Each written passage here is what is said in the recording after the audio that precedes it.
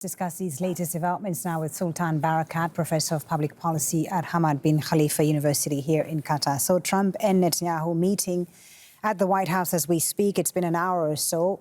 Some very complicated talks, as we heard from our correspondent Kimberly Halkett. What's your sense of where this is headed? Could we indeed have a ceasefire deal?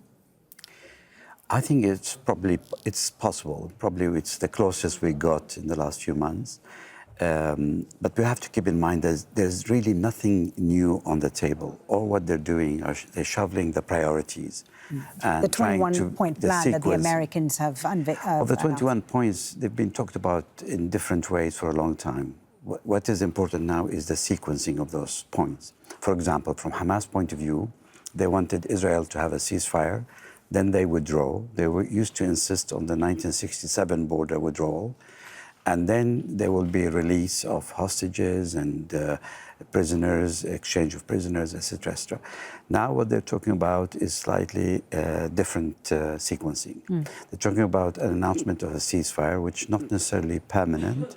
They're talking about Hamas releasing all the captives, dead and alive, and then there will be the prisoner exchange. And then they were talking about allowing some aid in. Right. And they're using the language about phased withdrawal, which will give Israel greater flexibility and the possibility of coming back in case Hamas attacks Israel. Now, just on that, Hamas, of course, will need to be part of the equation if this deal was to become a reality. Until a few hours ago, they were saying that they hadn't even received a proposal.